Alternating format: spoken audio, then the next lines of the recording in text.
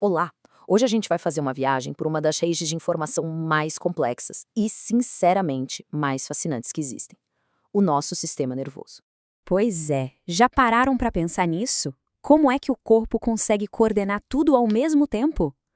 A resposta está numa rede incrivelmente sofisticada que controla e integra basicamente todas as funções do nosso corpo. Ok, então vamos lá. Para a gente conseguir entender essa rede toda, a gente precisa primeiro olhar o mapa geral. E o sistema nervoso se divide de duas maneiras principais. Uma é pela sua estrutura, pela anatomia, e a outra é pela sua função, pelo que ele faz. Vamos começar pela divisão anatômica. Pensem assim. O Sistema Nervoso Central, ou SNC, é como se fosse a nossa CPU, a unidade central de processamento. É formado pelo encéfalo, que está na nossa cabeça, e pela medula espinhal. Já o Sistema Nervoso Periférico, o SNP, é tipo a fiação toda. Uma rede imensa de cabos, os nervos e os gânglios, que conecta essa central de comando com todo o resto do corpo, sabe? Levando e trazendo informações sem parar. Agora, a parte que eu acho mais interessante é a divisão funcional. De um lado, a gente tem o sistema nervoso somático. Essa é a parte que a gente controla por vontade própria. Sabe, decidir levantar o braço, caminhar, isso é o somático. Do outro lado, tem o sistema nervoso autônomo. Esse é o nosso piloto automático. Ele cuida de tudo que é vital e involuntário, como os batimentos do coração, a digestão, coisas que, felizmente, a gente não precisa ficar lembrando de fazer, né? Beleza. Agora que a gente já viu o mapa geral, que tal a gente dar um zoom? Vamos focar na peça mais fundamental dessa engrenagem toda, a célula que faz toda a comunicação acontecer. E essa célula é o neurônio. Ele é a unidade básica, o tijolinho fundamental do sistema nervoso. Cada um deles é uma célula super especializada, projetada com uma única missão: se comunicar. E a língua que eles falam é a dos impulsos elétricos. Mas como ele faz isso exatamente? Bom, um neurônio típico tem basicamente três partes principais. A gente tem o corpo celular, que é o centro de comando onde fica o núcleo. Depois vem os dendritos, que são tipo mais antenas que ficam recebendo os sinais. E por fim, o axônio, que é esse cabo de transmissão bem longo que leva o sinal para longe, até a próxima célula. E o curioso é que nem todo neurônio é igual. O formato deles muda dependendo da função. Os mais comuns são os multipolares, que geralmente são os neurônios motores. Aí temos os bipolares, com um axônio e um dendrito, que a gente encontra em lugares bem específicos, tipo na retina do olho. E por último, os pseudonipolares, que têm um formato bem diferente. Esses são tipicamente os neurônios sensitivos que trazem as informações do corpo para a central.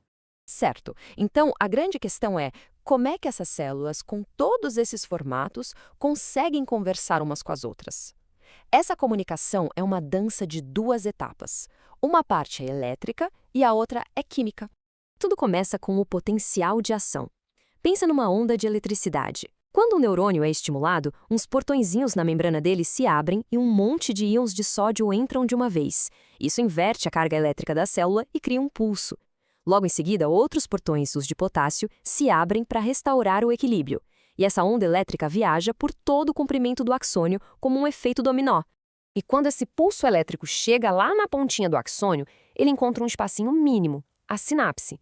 É aqui que a mágica acontece. O sinal elétrico precisa virar um sinal químico para conseguir pular esse espaço e chegar na próxima célula. E esses mensageiros químicos são os famosos neurotransmissores. A acetilcolina, por exemplo, é crucial para a gente contrair os músculos. A dopamina está ligada ao movimento, mas também ao prazer, à recompensa. A serotonina tem tudo a ver com o nosso humor e bem-estar.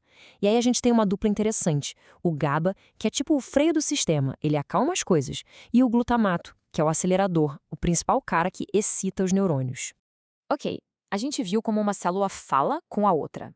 Agora vamos dar um passo para trás de novo. Como essa conversa toda, em escala gigantesca, orquestra as respostas automáticas do corpo? Para isso, vamos voltar para o sistema nervoso autônomo.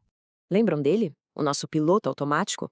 Ele tem duas divisões principais que funcionam como o acelerador e o freio.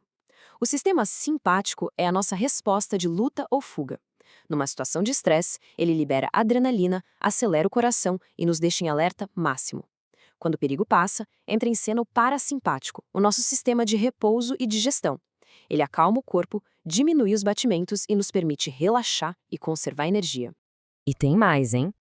Existe um terceiro jogador fascinante aqui: o sistema entérico. Ele é uma rede de neurônios tão complexa no nosso sistema digestivo que ganhou o apelido de segundo cérebro. E não é para menos. Ele consegue operar de forma quase independente para gerenciar toda a nossa digestão. E a escala disso tudo é o que realmente impressiona. Estima-se que só o cérebro humano tenha mais de 10 bilhões de neurônios. E o mais incrível, cada um deles pode formar milhares de conexões com outros. É uma rede de uma complexidade quase inimaginável, que dá origem a tudo o que somos. O que nos leva a uma última reflexão. Se cada memória, cada emoção e cada decisão é o resultado de sinais elétricos e mensageiros químicos se movendo por essa rede, onde exatamente reside aquilo que chamamos de eu?